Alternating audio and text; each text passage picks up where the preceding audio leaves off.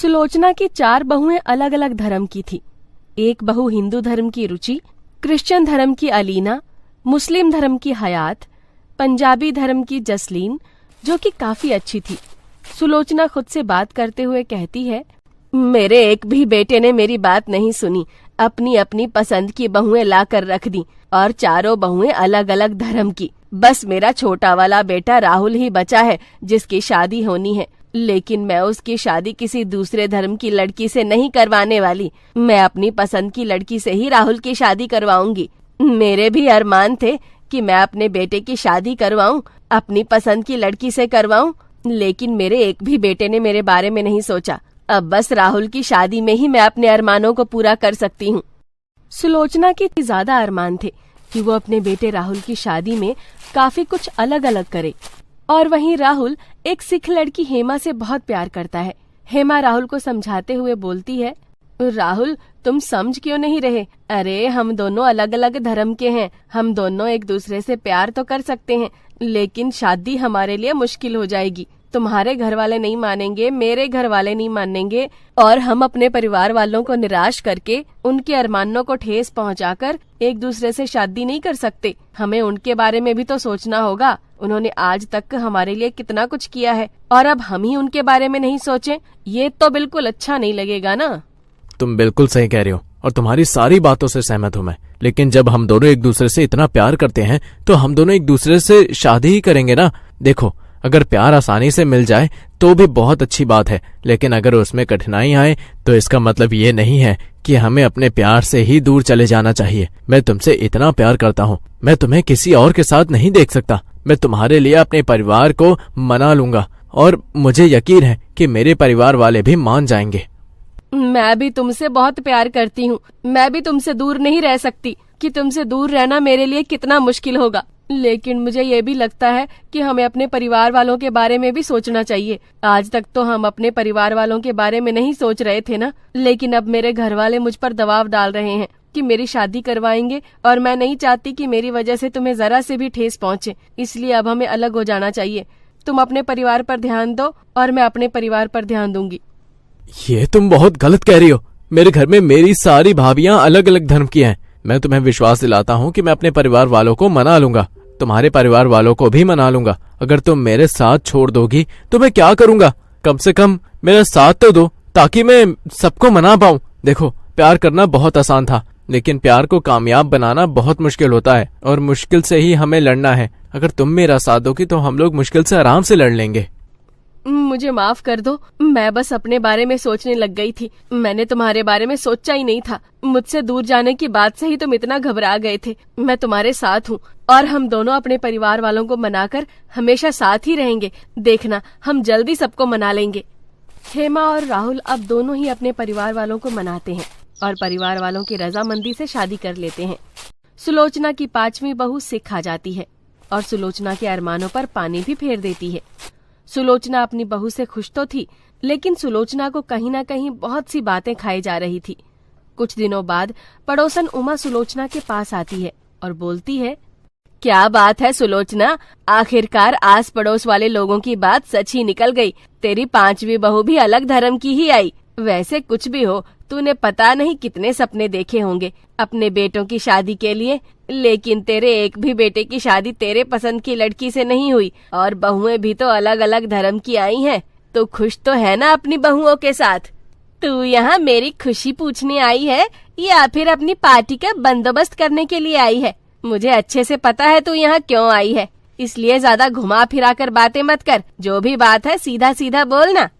मैं तो बस ये कहने आई हूँ कि अब तो तेरे 5 बेटों की शादी हो गई है। घर में कोई दावत का तो प्रोग्राम बना। आस पड़ोस के लोग तेरे घर की दावत का इंतजार कर रहे हैं। 5 धर्म की बहू आई हैं। 5 धर्म की बहू अगर खाना बनाएंगी तो अलग अलग व्यंजन खाने को मिलेंगे। बता तो सही, दावत कब रख रही है? मुझे कुछ नहीं पता। मेरी मर्जी से इस घर में कुछ नहीं हो रहा है, इसलिए मुझसे कुछ मत पूछ। अगर तुझे दावत का प्रोग्राम जानना है तो जाकर मेरी 5 बहुओं से पूछ ले। लेकिन मुझे अपनी बहुओं से कोई शिकायत नहीं है, लेकिन मैं खुश भी नहीं हूँ। मैं करूँ भी तो क्या करूँ? मेरे बेटों ने मेरी नहीं सुनी तो मैं बहू से कैसे शिकायत करूँ? और वैसे भी दावत का तो बिल्कुल भी मन नहीं है। 4 लोग आएंगे, 4 सवाल करेंगे, इससे अच्छा तो कोई दावत ही ना हो। सुलोचना काफी उदास रहने लगी थी। ये सब उसकी 5 बहुएं काफी नोटिस कर रही थी। एक दिन सुलोचना जब अपने कमरे में अकेले बैठी होती है तो सुलोचना की 5 बहुएं उसके पास जाती हैं और रुचि अपनी सास से कहती है, माँ जी क्या बात है, हम कई दिनों से देख रहे हैं कि आप कुछ ज्यादा ही उदास लगती हैं। माँ जी कोई बात है तो हमें बताइए ना, हम आपकी बहुएं हैं, भले ही आपके बेटों की पसंद से आई हैं, लेकिन है तो हम सब आपकी बहू ना। अम्मी जान बोलिए ना, कोई परेशानी है तो, कोई मसला है तो हमें बताइए। तुसी चिंता मत करो मम्मी जी, 5 बहुएं हैं आपकी, 5 बहुओं को अपनी शिकायतें बता दो, चुटकियों में आपकी परेशानियां हल हो जाएंगी। बताइए ना मम्मी जी क्या दिक्कत है आपको। यस मॉम, हम आपके साथ हैं। अगर हमें आप बताएंगी कि आपको क्या प्रॉब्लम है तो देखना गॉड भी आपकी प्रॉब्लम को जल्दी से सॉल्व कर देंगे। बताइए ना मॉम, हम आपके साथ हैं। हम आपको कभी भी अपसेट नहीं देख सकते, पर कुछ दिनों से आप अपसेट दिख रही हैं, इसलिए हमें बिल्कुल भी अच्छा नहीं लग रहा है। अरे तुम 5 मेरी परेशानियां हो, तुम 5 अलग अलग धर्म की बहुएं हो और आस पड़ोस के लोग मुझसे दावत मांग रहे हैं। मैं कैसे दावत दे दूं? तुम 5 अपने अपने धर्म का खाना बना दोगी और कोई कुछ बना दे जो लोगों को पसंद ना आए, पूरा बवाल खड़ा हो जाए, तब मैं क्या जवाब दूंगी? इसलिए मुझे बिल्कुल अच्छा नहीं लग रहा। तुम 5 से मुझे शिकायत नहीं है, लेकिन मैं खुश नहीं हूँ। मैं साफ साफ बता रही हूँ, मैं कहीं भी मुंह नहीं दिखा सकती क्योंकि मेरी 5 अलग अलग धर्म की बहुएं आई हैं।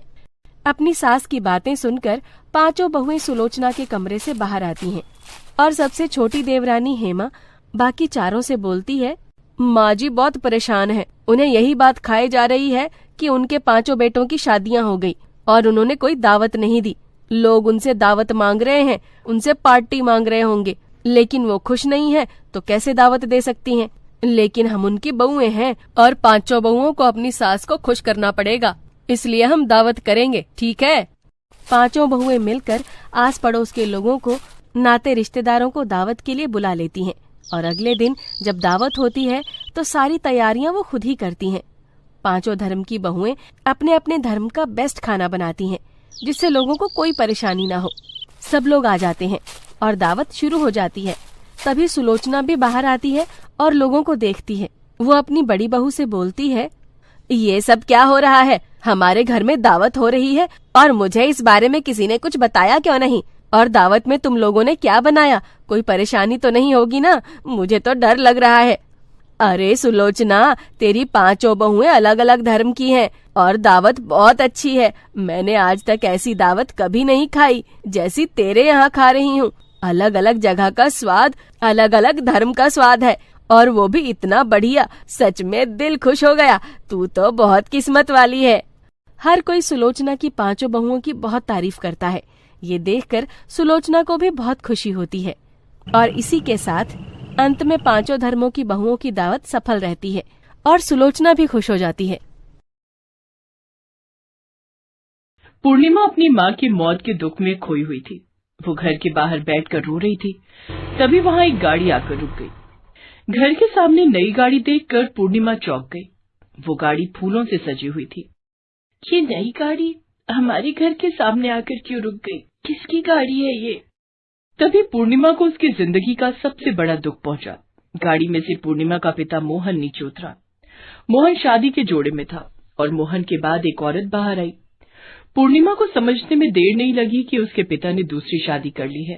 आओ आओ रत्ना, आज से ये घर तुम्हारा है। वाह, बड़ा सुंदर घर है आपका। लेकिन तुमसे सुंदर नहीं है। चलो अंदर चलो। पूर्णिमा रो रही थी लेकिन उसके पिता ने उस पर ध्यान ही नहीं दिया।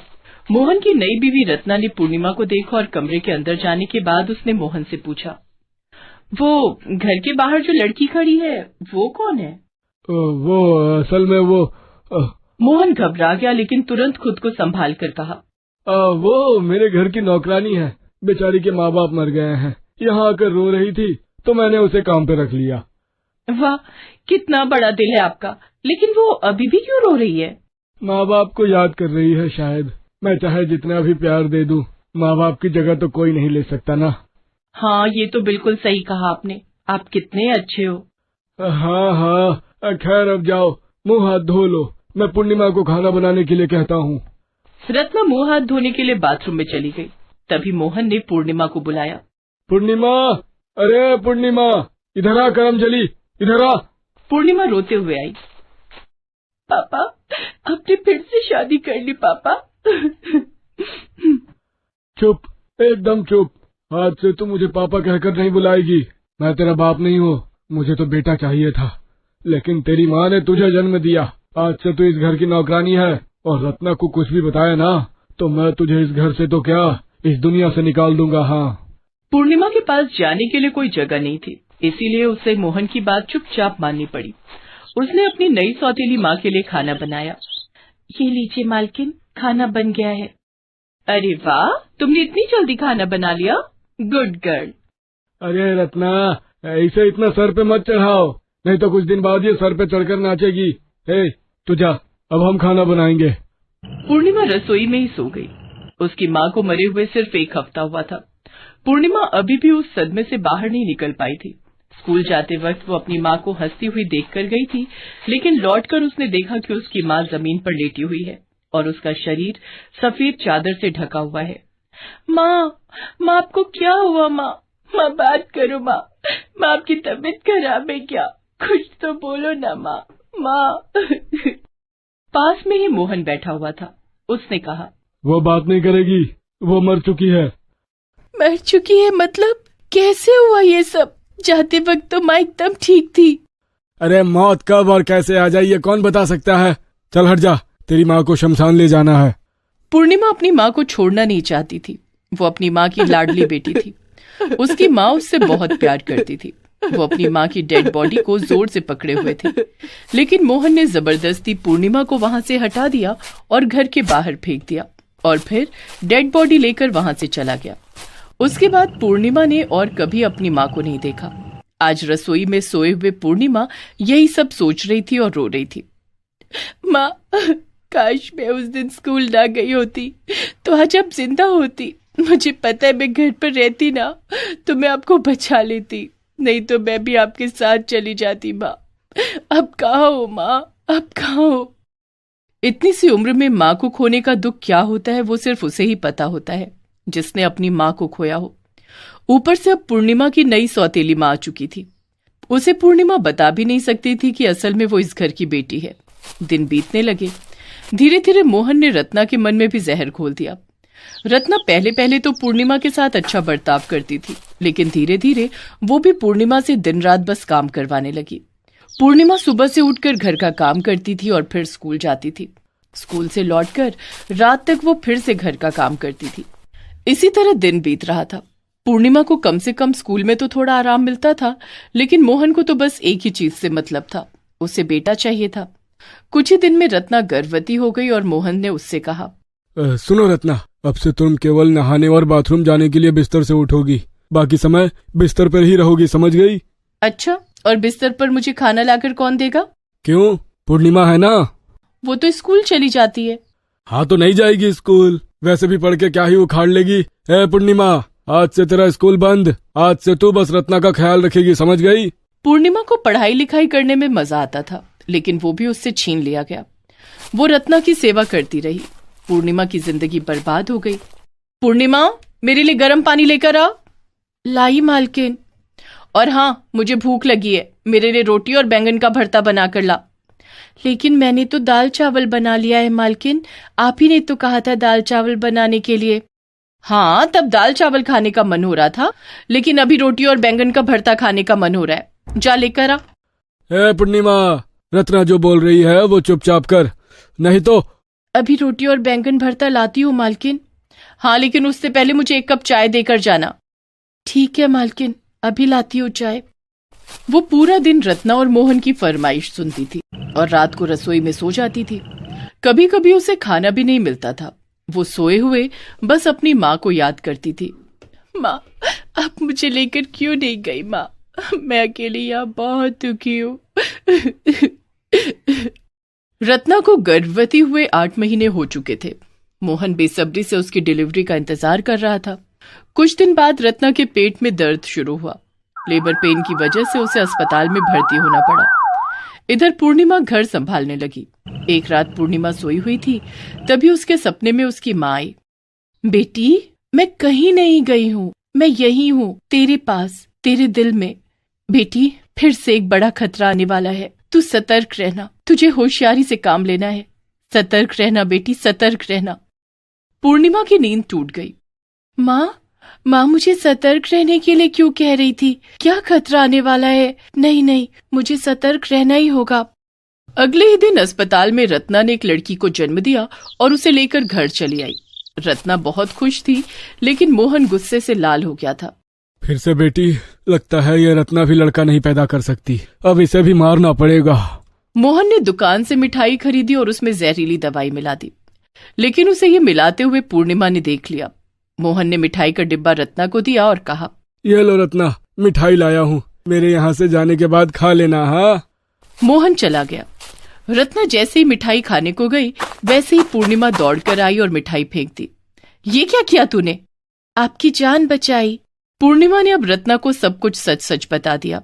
क्या तू उनकी बेटी है? तेरी माँ मर गई है, वो मुझे भी मारना चाहते थे।